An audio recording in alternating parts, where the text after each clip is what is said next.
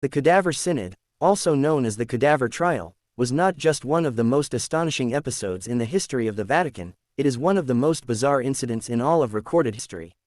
It tells the story of Pope Formosus, whose rotting corpse was tied to a chair and put on trial 7 months after he died. Welcome. The world of carefully managed process, maybe the most elusive part of the entire micronation is the Vatican Archives, or the Archivo Secreto Vaticano, now renamed the Vatican Apostolic Archive.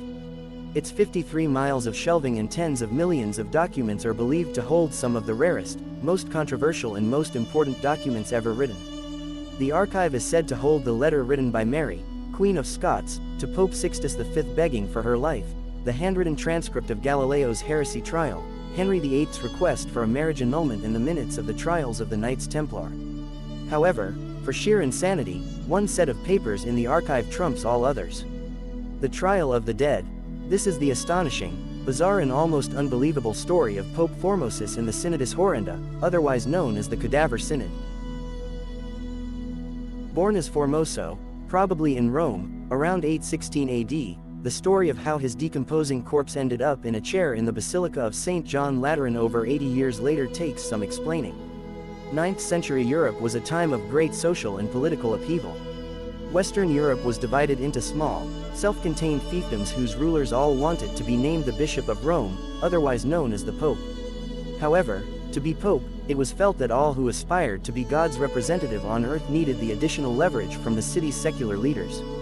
During the reign of Nicholas I, Formosus was the Cardinal Bishop of Porto, the suburb of Rome. He was a popular and very successful missionary and later helped to spread the word of God throughout the Bulgarian kingdom. He served under Popes Adrian II and John VIII and was a leading candidate to be named the next pope. However, in a sudden change of fortunes, John VIII turned on him. He accused Formosus of violating a law designed to stop bishops from creating fiefdoms, as well as violating a law that forbade openly and blatantly aspiring to the papacy. Fearing he was getting too close to the bishopric of Rome, Formosus was excommunicated by John but later absolved by Pope Marinus I.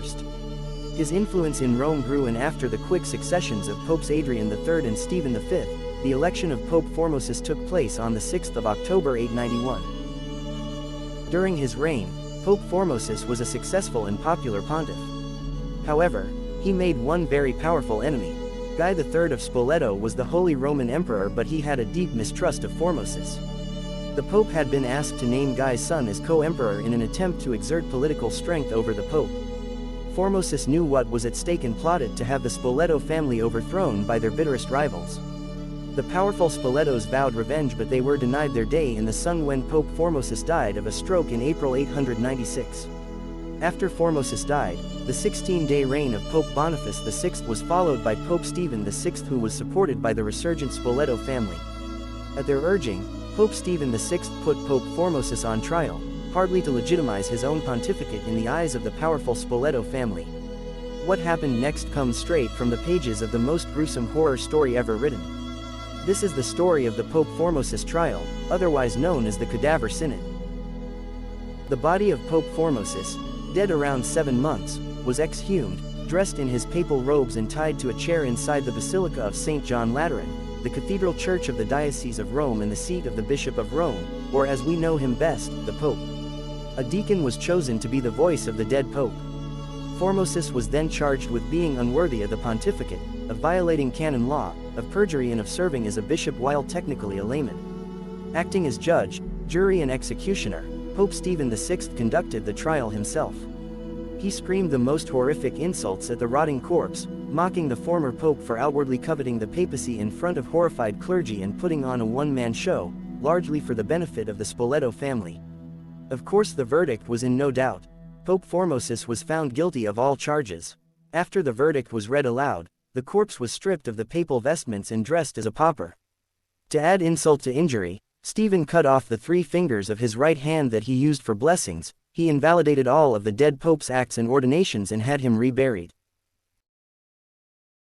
The Pope Formosus trial, known as the Trial of the Dead, shook the papacy to its very core. This was a grotesque show trial of politics and not piety. This most macabre of events turned the people of Rome against Stephen. He was deposed, imprisoned and strangled in his cell. The next two popes, Theodore II and John IX, annulled and then nullified the cadaver synod and subsequently excommunicated 7 cardinals who sided with Stephen and ensured no pope could ever be tried post-mortem. Not only was the cadaver trial a grotesque confirmation of the adage that power corrupts and absolute power corrupts absolutely, it was arguably the darkest point in the history of the papacy. Thanks for watching. Thorvald Eriksson was a Viking explorer who's believed to have been among the first Europeans to explore the New World. Sometimes referred to as Thorvald Eriksson, he was the subject of part of the 13th and 14th century Vinland sagas.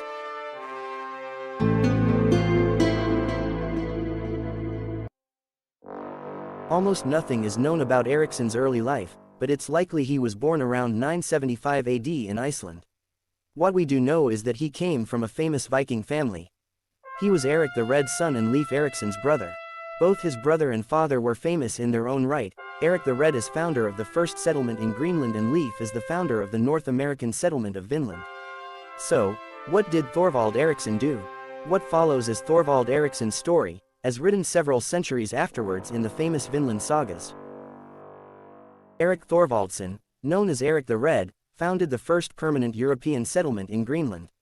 He and his wife Theodhild Jornsdottir had 4 children, a daughter and 3 sons.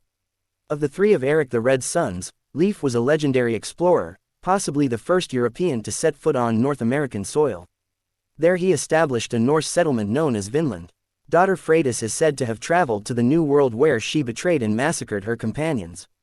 Almost nothing is known of youngest son Thorstein, aside from the story that, on Thorvald's death, he also died trying to retrieve his brother's body. Like Leif Erikson, his brother Thorvald wanted to explore the New World. So Leif offered him a ship and, in 1002, he sailed there with a crew of 30. They arrived safely and set up camp at the small collection of houses built by Leif at Leifsbudir, remaining there for the winter. The following spring, Thorvald Eriksson sailed west to explore. By all accounts his crew found nothing aside from a single wooden shed and returned. The following summer, they went east. They made landfall at a point covered with wood to which Thorvald allegedly said, "Here is beautiful. Here I would like to make or raise my dwelling." But it wasn't to be. Thorvald Eriksson and his men were attacked by native people. Eriksson and his men fought them off, but they came back with a larger, more heavily armed force. Local warriors were retreating. One of them fired an arrow towards Eriksson which hit him in the ribcage. Recognizing his wound was fatal, he asked his men if they would bury him in the very place he had hoped to settle. His instructions were for them to place crosses at his head and feet and call the place Krossanes. No one knows the location of Krossanes or what it's called today. The only clue is that the Vinland sagas mention a headland between the mouth of 2 fjords. Thanks for watching. This rare New England Viking coin was unearthed in 1957 by an amateur archaeologist called Guy Melgren at what was known as the Goddard Site, a Native American archaeological site at Naskeag Point on Penobscot Bay in Brooklyn, Maine. To date, no other Viking or Norse artifacts have been found there. Viking Maine penny is a 10th century silver coin that was discovered in the U.S. state of Maine in 1957. The coin is Norwegian, and is one of the earliest examples of Scandinavian currency ever found in the Americas. The coin is also notable for its potential to shed light on the history of Viking exploration in the New World. Welcome.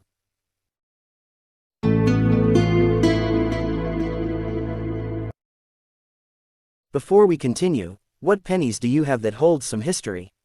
Let me know in the comments down below. The Maine penny is a Viking coin found in Maine, the northeasternmost American state, which has a population of around 1.4 million people. It's a Norwegian silver coin dating to the reign of Olaf Haraldsson, known as Olaf the Peaceful. He was the king of Norway from 1067 until his death in 1093. This rare New England Viking coin was unearthed in 1957 by an amateur archaeologist called Guy Melgren at what was known as the Goddard Site, a Native American archaeological site at Naskeag Point on Penobscot Bay in Brooklyn, Maine. To date, no other Viking or Norse artifacts have been found there. Initially, Melgren believed he had a 12th century English coin, which raised the initial question of, how did an English coin from the 12th century get to Maine? It also prompted a follow-up, did the English discover America? It subsequently turned out that the coin, sometimes referred to as the Goddard coin, was in fact of Norse origin, and 200 years older than Mellgren's first guess. This of course begged further questions. Unlike the Kensington runestone, which is shrouded in ambiguity, the authenticity of the main penny isn't in doubt. Norwegian numismatist, or coin expert, Kolbjorn Skare, a man with unimpeachable credentials, declared it to be genuine. He concluded it had been minted somewhere between 1065 and 1080 and was in use in the 12th and 13th centuries. The active years of the Goddard site 1180 to 1235 are well within that period of circulation. It's also worth noting that the main penny had a perforation suggesting it was used as a pendant, though that small area of the coin had since disintegrated. Unlike the Kensington runestone, which is shrouded in ambiguity, the authenticity of the main penny isn't in doubt. Norwegian numismatist, or coin expert, Kolbjorn Skare, a man with unimpeachable credentials, declared it to be genuine. He concluded it had been minted somewhere between 1065 and 1080 and was in use in the 12th and 13th centuries. The active years of the Goddard site 1180 to 1235 are well within that period of circulation. It's also worth noting that the main penny had a perforation suggesting it was used as a pendant, though that small area of the coin had since disintegrated. Did the Vikings land in Maine? That's harder to answer. It's widely accepted that Vikings landed in Newfoundland around 1000 AD, and the fact that the coin ended up where it did raises a number of possibilities. One possible explanation could be that the Vikings traveled much further south than previously thought, although there is no evidence to back this up. Another option is built upon the fact that the Goddard site may have been a bustling hub within a Native American trading network. It could be that the coin was traded in Newfoundland and brought all the way to Maine either by one person or passing through many hands on the long journey. It's also possible, however, that, for reasons unknown, Guy Mellgren could have planted the coin there to be found. Except that he paid no particular attention to it for the best part of 2 decades, and he didn't seek financial compensation or court publicity as a result of having it. The fact that there hasn't been a single Norse or Viking artifact found in Maine before or since suggests that the answer to the question, were there Vikings in Maine, is highly unlikely. However, the Maine penny remains the only proven genuine pre-Columbian Norse artifact ever found in the United States. One of America's most famous coins, the Maine penny now sits in the Maine State Museum in the state capital, Augusta. So we know what the Maine penny is, but we remain in the dark about how it ended up in New England, while debate still continues as to whether it was a genuine find at all, or some kind of elaborate hoax. Thanks for watching. Now go check how the London fire of 1666 changed humanity. Robert Earl Hughes was born on June 4, 1926. Was an American man who was, during his lifetime, the heaviest human being recorded, weighing 1,071 pounds, 486 kilograms. He remains the heaviest human in the world able to walk without the need of assistance. Robert Hughes was born in Monticello, Missouri, the son of Abraham Guy Hughes (1878–1957) and Georgia Alice Wetharby (1906–1947). He was born, weighing a hefty but not abnormal, 11 pounds 4 ounces 5.1 kilograms, and was a fairly average-sized baby until he contracted whooping cough at about 5 months old. The whooping cough was believed to have played a role in his extraordinary weight gain. At age 6, he weighed 175 pounds 79 kilograms. At 10, he weighed 380 pounds 170 kilograms. The family moved to Fishhook, Illinois, when Robert was 6 months old. He had 2 younger brothers. During his lifetime, he was the heaviest human on Earth. Unlike most people of great weight, he was not bedbound, and he holds to this day the record of the heaviest human to walk. Hughes's extreme weight was attributed to a ruptured thyroid gland.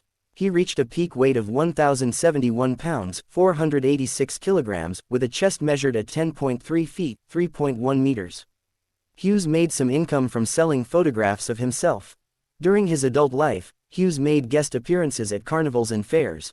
At age 27, he joined a traveling roadshow, often accompanied by some of his family. Plans to appear on the Ed Sullivan Show variety television program were announced but never materialized. In 1957, traveling with his brother Guy and Guy's wife Lillian, Robert had bookings throughout the country. Walking, even with his massive cane, had started to be difficult for the 31-year-old.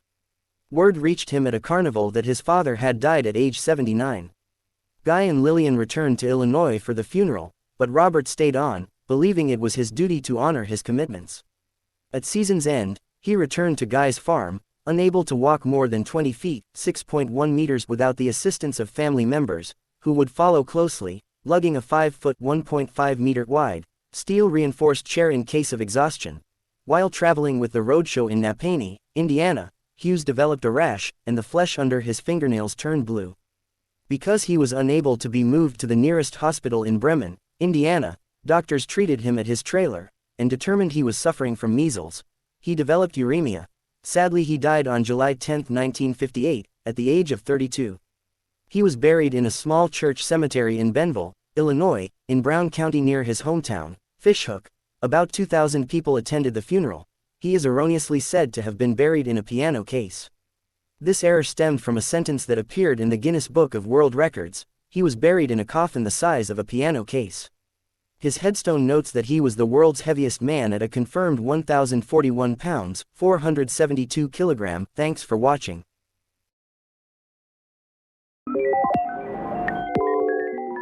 Antonio Longoria in 1934 claimed to have a death ray that could kill pigeons from 4 miles away and could kill a mouse enclosed in a thick-walled metal chamber. During World War II, the Germans had at least 2 projects, and the Japanese one, to create so-called death rays.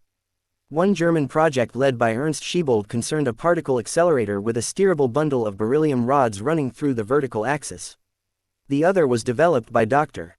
Rolf Wiederow and is referred to in his biography. The machine developed by Wiederow was in the Dresden Plasma Physics Laboratory in February 1945 when the city was bombed. Wiederow led a team in March 1945 to remove the device from the ruined laboratory and deliver it to General Patton's Third Army at Bergrub, where it was taken into U.S. custody on the 14th of April 1945. The Japanese weapon was called Death Ray, Ku-go, which aimed to employ microwaves created in a large magnetron. While based in fiction, research into energy-based weapons inspired by past speculation has contributed to real-life weapons in use by modern militaries, sometimes called a sort of death ray, such as the United States Navy and its laser weapon system, LAWS, deployed in mid-2014. Such armaments are technically known as directed energy weapons. The concept of a death ray has fueled science fiction stories at least as early as Alexei Nikolaevich Tolstoy's 1927 novel The Garin Death Ray. Later science fiction introduced the concept of the handheld raygun used by fictional characters such as Flash Gordon. In Alfred Noy's 1940 novel The Last Man, U.S. title, No Other Man, a death ray developed by a German scientist named Marduk is unleashed in a global war and almost wipes out the human race. Similar weapons are found in spy-fi films such as Murderer's Row and George Lucas's science fiction saga Star Wars. But does it exist? I guess we can only hope that it does not exist. Thanks for watching. Archaeologists in Egypt have announced new discoveries at the Saqqara necropolis, south of the capital, Cairo. The new discoveries include 2 human and animal embalming workshops, as well as the tombs of 2 priests.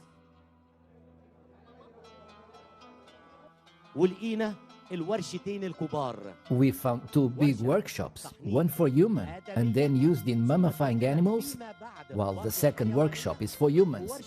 We also found beds, mummification tools and materials. During the excavation, we also found a tomb that belonged to Ne-Esut-Ba, who served the 5th dynasty of the Old Kingdom 4,500 years ago. الأسرة الخامسة بنتكلم على 4400 سنة عمر تقريبا. Recently, Egypt has unveiled a string of major archaeological discoveries. The discoveries have been a key component of Egypt's attempts to revive its vital tourism industry. This is the first time we have discovered an embalming workshop associated with the temples. All the previous embalming workshops were related to Apis in Memphis. That means it is an important discovery to have found an embalming workshops here in Saqqara. We also found many statues representing the masterpieces of the art in the Old Kingdom, which date back 4,500 years. And we also discovered antiquities and pieces dating back 3,300 years that represent the New Kingdom. The crowning jewel of the government strategy is the long-delayed inauguration of the Grand Egyptian Museum at the foot of the pyramids in Giza. Egypt aims to draw in 30 million tourists a year by 2028, up from 13 million before the COVID pandemic. When Philip II of Macedon, or Philippos II Homagdan, Alexander's father, ascended the throne of Macedon in 359 BC, his realm was beset on the northern side by the ravaging Illyrians and precariously poised on the southern borders with the opportunistic Greeks. To make matters worse, the Macedonian army was all but vanquished, with their earlier king and many of the Heteroi king's companions meeting their gruesome deaths in a battle against the invading northern tribes. But as the saying goes, necessity is the mother of all inventions. Philip went on to initiate a military reform of sorts that focused on training and equipping the infantry levies of Macedon, many of whom came from semi-nomadic shepherding backgrounds as opposed to the Greek farmer, hoplite tied to his land. Partly inspired by the great general Epaminondas and his Theban army, and also influenced by the contemporary Athenian general Iphicrates, Philip adopted the nascent ideas of the Macedonian phalanx, wherein the infantrymen, in their deep formations, were armed with heavy, lengthy spears but armored in light attires. This anvil of solid bodies of infantry was complemented by the hammer of elite cavalrymen, Philip's new companions, comprising various Greek nobles settled on the fiefs taken away from previous enemies. As matter of fact, Philip invited military families from across Greek states to politically counteract the native-born Macedonian nobility. These corps of mostly loyal mounted warriors were presented with heavy cuirasses and Phrygian helmets, and they acted as a hard-hitting yet mobile force on the battlefield. Consequently, by the time of his death, Philip's army had successfully extended the Macedonian frontier into southern Illyria, while also establishing dominance over the Paeonians, Thracians, Thessalians, and even Greek city-states like Athens and Thebes. Now it should be noted that heteroi as a term is pretty vague, and it could denote both the aforementioned companion, cavalry and the king's own personal companions. The latter group possibly included the courtiers of ancient Macedon, who traveled with the basilisk king and convened with him in the royal tent. Ancient sources also mention the term philoi, friends, which could have probably denoted the personal companions who held the highest positions in the hierarchy of the court. Interestingly enough, Alexander also preferred his dedicated department of chaplains. These men, often accompanying the marching army, had the important duty of convincing the soldiery of favorable battle omens by a mix of showmanship and augury. Beyond the hierarchy of personal companions, Alexander the Great also approved of more centralized control over the nobles of the Macedonian society. A practical solution came forth in the form of the royal pages basilikoi pides. This group comprised the sons of nobles who were incorporated into the aristocratic court, albeit as servants of the kings. Fulfilling a role similar to the medieval squires, these teenage males were basically taken up as hostages who would serve as guarantees of their parents' loyalties. Beneath this political veneer, the royal pages also performed a practical function. As the noble youth of the burgeoning realm, they were indoctrinated and inducted into the loyalty-based cult of the king. At the same time, they were trained within the workings of the royal machinery, ranging from menial tasks including pouring the king's bath and administrative jobs to even martial requirements. And on completion of the term, many of these young men, on entering adulthood, were drafted as officers of Alexander's army or as members of the elite corps of companion cavalry, thus alluding to a cyclic order of military support from the noble families. Given the sometimes confusing accounts from ancient writers, historians can only deduce that the Somatophylakes or bodyguards probably comprised a separate unit within the ancient army of Alexander. One of the clues comes from the position of the royal bodyguard, Somatophylax Basilikos, which was considered the senior most rank in the army. Originally, There were 7 such high-ranking officers, with the number symbolizing their first-hand duties that entailed guarding the massive royal tent. To that end, it is known that Alexander's closest friend Hephaestion commanded the bodyguards at the famous Battle of Gaugamela. In essence, it can be hypothesized that the Somatophylakes took an active part in actual military encounters, though their numbers were probably very low, in the range of just 200 men. On occasions, they possibly even functioned as the hypaspists, the shield-bearers we will talk about later in the article. However, beyond their martial capacity, it is their origins that have perplexed historians.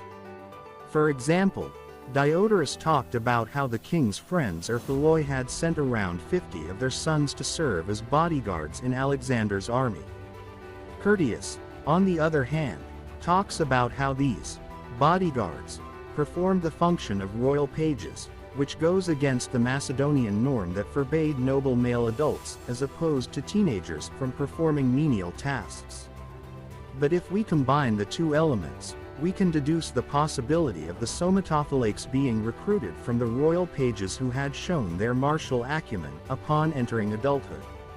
Simply put, the bodyguards probably was an active combat unit manned by the elite warriors who swore to protect their basileus, and possibly also an institution for officer training and even staff support. The heteroi or Macedonian companion cavalry was in many ways a military extension of the political framework of ancient Macedon centered around the king himself. As we mentioned before, most members of this elite cavalry regiment were recruited from the nobles and their sons.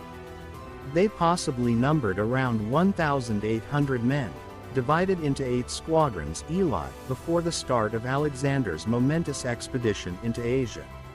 Among these Macedonian cavalry units, the royal squadron Basilike with its double numbers held the position of honor in battles. Unsurprisingly, most of its members were usually drawn from the personal companions and friends of the basileus himself. Befitting the elite of Alexander's army, the heteroi flaunted their uniforms, with the royal squadron members ostentatiously displaying purple cloaks or chlamys dyed with Tyrian purple, with golden yellow borders, many of which were confiscated from the Persian treasury. The Macedonian cavalryman was also presented with standard yet flexible cuirass, possibly made of small metal pieces that were reinforced with leather or covered in white linen, along with the Boeotian helmet that replaced the earlier Phrygian model. As for offensive weaponry, the companions, as shock cavalry units, were equipped with the lengthy Xyston spears usually made of sturdy cornel wood, and these were backed up by the secondary weapons of swords. Interestingly enough, there may have been a conspicuous absence of shields, the mainstay of classical Greek warfare, when it came to cavalry maneuvering, except on rare occasions. And since we brought up defensive equipment, it is widely known that Alexander himself preferred to ditch his cuirass in favor of just his tunic, probably to enact bouts of bravado during the earlier parts of the expedition, or possibly due to the heat. Suffice it to say, fueled by the personality cult of Alexander the Great, many of the impressionable noble youths from the elite cavalry regiments may have also tried to mimic their Macedonian king and charged into the battle, wearing just their ritzy tunics and armed with the xysta. Before Alexander's army crossed the Hellespont, the mainstay of the Macedonian infantry comprised the peziteroi, or foot companions, men who formed up the dreaded anvil of the Macedonian phalanx. For more details on the Macedonian phalanx, check this article. Numbering around 9,000, these Macedonian infantrymen were divided into 6 battalions taxius, each comprising 3 lochoi. And mirroring the honored units of their cavalry counterparts, the peziteroi possibly had an elite taxis of their own known as the aestheteroi, with its members preferably recruited from Upper Macedonia. Now, in terms of equipment, ancient writers and pictorial evidence rather paint a vague picture of the renowned foot companions. According to Polyaenus' account of Macedonian military training, the infantrymen of the phalanx were supplied with bronze helmets, kranos, of the Phrygian variety, light shields pelt greaves nemides, and their characteristic long pikes sarissai. So as can be gathered from this small list of items, the armor is conspicuously missing. On the other hand, Diodorus talked about standardized forms of armor being issued to Macedonian troops during the tough Indian campaign, thus suggesting how at least some of the Pezzeteroi wore cuirasses. Moreover, instead of the heavier hoplite shield aspis, the Macedonian phalangite shield pelt was smaller and lighter, which allowed the foot companion to wield his pike with two hands, as the pelt was slung across the left arm. Interestingly enough, one of the accounts of Polyaenus anecdotally mentions how Alexander himself armed the men who had previously fled the battlefield with a hemithorikion, a half-armor that only covered the front part of the bodies so that the soldiers wouldn't turn their backs on the enemy. In any case, as we fleetingly mentioned, beyond the scope of their armor, it was the bristling set of pointed pikes that presented a nigh impenetrable, albeit rigid, formation of the Macedonian phalangites. The longest of these sarissa pikes reached 18 feet during the times of the Wars of the Successors, 322-275 B.C., after Alexander's death. Considering the defensive attitude of his successors, it can be assumed that the Macedonian pike design was possibly somewhat shorter during Alexander's lifetime. These lengthy spears were also known for their distinctive small iron heads that were more conducive to breaching the armor of the enemy. Many historians have theorized that the hypaspists, shield-bearers, had their origins as retainers of the companions of the royal court, not to be confused with the heteroi cavalry, while others have hypothesized that they evolved from the mainline pezzeteroi infantry.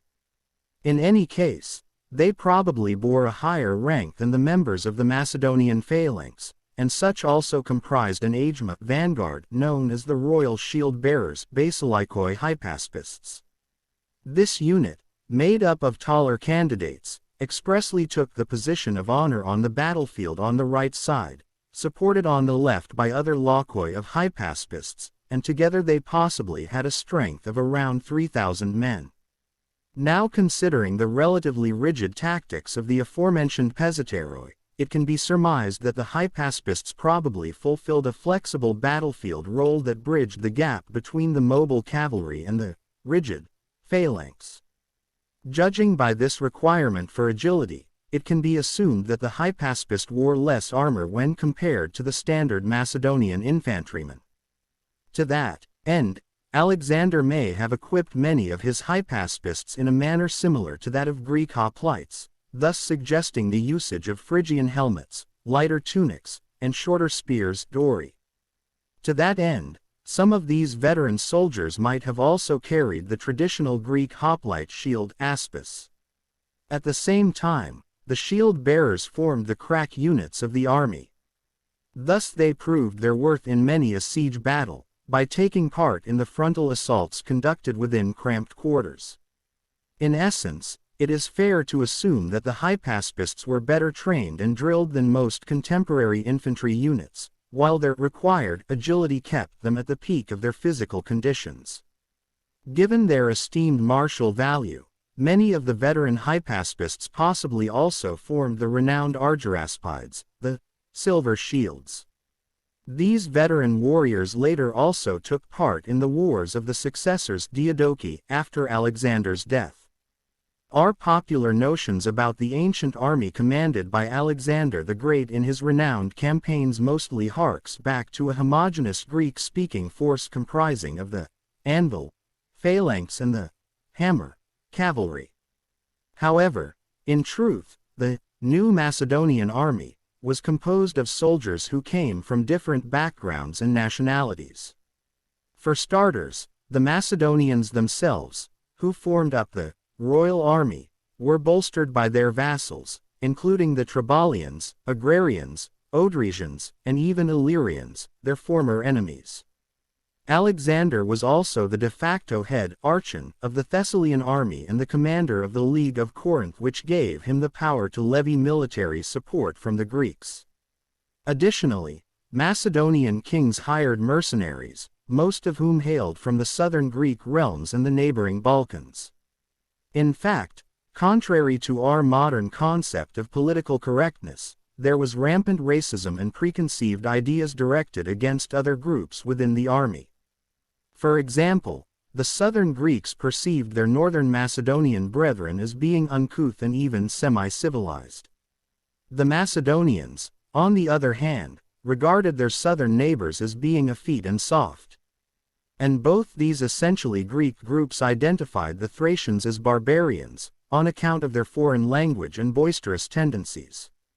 However, in spite of these cultural differences, the hodgepodge of Alexander's force was admirably successful in conducting long-lasting campaigns while enduring logistical obstacles, feats that were only matched by Hannibal and his army of multinationals, more than 80 years later. With all the talk about the elite companion cavalry, it may come as a surprise that it was actually the Thessalian cavalry contingents who were considered the finest horsemen in Alexander's army and possibly even the whole Greek world.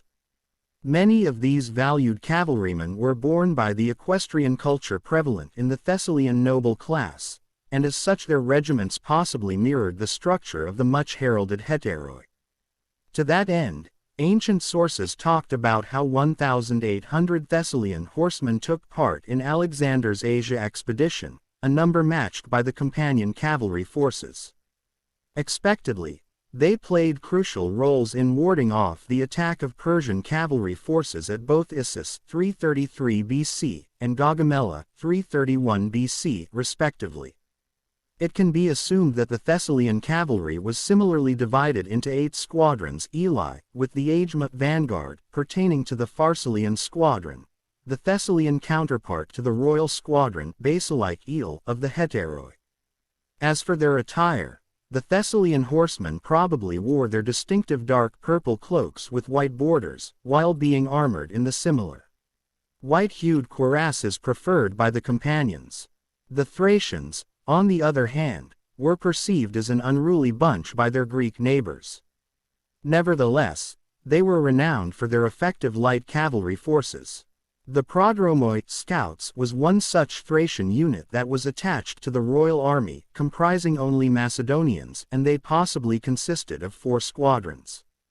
And even beyond the official designations of prodromoi cavalry, the now Macedonian Empire was often reliant on Thracian cavalry, as these highly mobile auxiliary forces were suited to essential scouting and raiding activities inside enemy territories. In terms of panoply, the prodromoi wore light tunics without armor, possibly complemented by rose-colored cloaks and the panther skin shabraque for officers. They were also known to carry the longer sarissai instead of the sturdier zista preferred by the heavy cavalry regiments. Delving into the units of the infantrymen, earlier we talked about how around 9,000 pesateroi, or foot companions, the main phalanx force of the Macedonian army, were assembled for Alexander's incredible military expedition against the Persian Empire. They were accompanied by 3,000 hypaspists, or shield-bearers, and around 7,000 allied Greeks. Pertaining to the latter, it has been hypothesized that some of these allied Greek armies, along with mercenaries, were possibly relegated to garrison duties after crossing the Hellespont. Nevertheless, it can also be assumed that the Greeks of the League of Corinth were pretty well drilled, mainly because of their own set of reforms initiated after the disastrous defeat at Chaeronea, ironically handed by the Macedonian armies of Philip II. One significant outcome of these reforms related to the phasing out of the typical militia Greek hoplites in favor of the epilektoi picked troops. Unlike hoplites, however, these epilektoi, almost akin to mercenary Greek heavy infantry, had to be paid on a regular basis, a system that often severely affected the fiscal condition of many individual city-states. And in terms of armor, many of these infantrymen possibly readopted the heavier muscled cuirass and the ubiquitous Phrygian helmet. It should also be noted that some Greek city-states offered their military support in the form of cavalry forces. Diodorus talked about at least 600 Greek horsemen crossing the Hellespont with the main expeditionary force, and they were possibly reinforced by other detachments later in the campaign. In addition to around 3,600 heavy cavalry forces comprising the Heteroi and Thessalians, complemented by around 1,400 light cavalry troopers comprising Thracians, Greeks, and other auxiliaries, the Macedonian army of Alexander also inducted mercenary horsemen. In fact, judging by the aforementioned figures, Alexander desperately needed more light cavalry, not just to balance his forces, but also for scouting activities in deep enemy territories that often played their part in strategic decision-making. These mercenaries, comprising Persian light cavalry and even Iranian horse archers, were possibly arranged into squadrons. These units fought under the umbrella of foreign mercenary cavalry, and as such proved their worth against mighty equestrian opponents like the Bactrians and Scythians at Gaugamela. And beyond the scope of standard infantrymen and cavalry, the Macedonian army presumably also had its fair share of light skirmishers, Psiloi, who fought in front of the packed phalanx formations, though not much is known about their numbers. What we do know, however, is that Alexander specifically recruited a company of the renowned Cretan archers Toxotai. They were known for carrying their bronze pelt light shield that also aided them in close combat scenarios. Interestingly enough, other than archers, the light troops that played their instrumental role in many a military encounter pertained to the peltists and javelinmen Acontistai.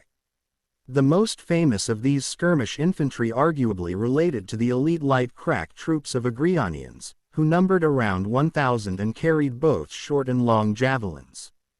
And while grouped under the general term of Thracians, Diodorus also talked about 7,000 multinational light troops accompanying the main Macedonian army at Hellespont, and they possibly comprised Acontistai contingents of the Trebalians, Odrysians.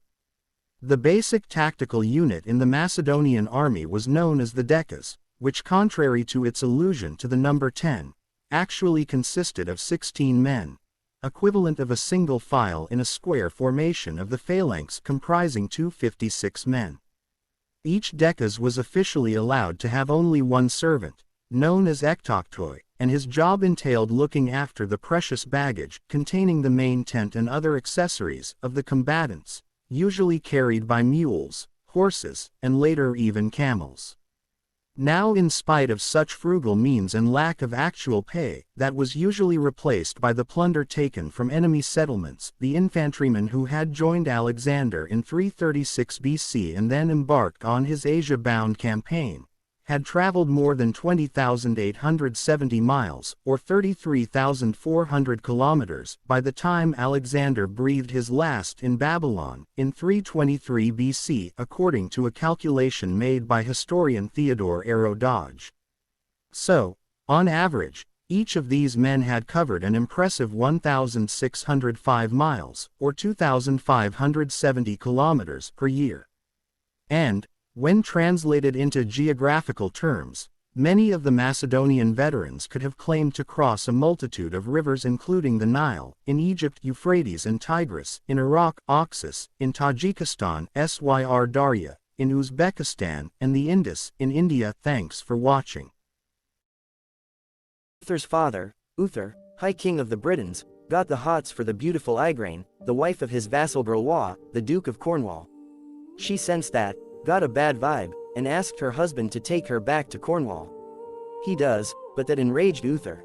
So he raised an army and besieged Grillois in one of his castles. For her safety, Igraine was holed up in another castle, but Uther got Merlin the magician to magic him up to look like Grillois. In that guise, Uther entered Igraine's castle. She thought he was her husband Grillois, got it on with him, and Arthur was conceived. While that took place, Grillois was slain fighting Uther's armies. The next day, without missing a beat, Uther resumed his true guise, and wed the recently widowed Igraine. When Arthur's father Uther married his mother Igraine, she already had two daughters with her late husband Grillois, Morgana le Fay and Morgause. As a child, Arthur didn't know his half-sisters, because he was raised not with his father and mother, but anonymously in the household of some knight. When he grew up, he ran into either Morgana or Morgause, and unaware of the family relationship, got it on with her and got her pregnant. The incestuous affair produced a son, Mordred. legendary king's reaction to news that his sister had given birth to his son was pretty extreme. Taking a page of the Bible's massacre of the innocents, Arthur ordered that all babies born on that day in Britain be slaughtered. Many babies were murdered, but Mordred wasn't one of them. Understandably, the kid ended up with some serious daddy issues. He grew up to seduce Arthur's wife, Guinevere, who thus cheated on the legendary monarch not only with his best friend, but with his son as well. After many adventures and travails, the toxic father-son relationship finally climaxed in a dramatic duel, in which both Mordred and King Arthur perished. Thanks for watching.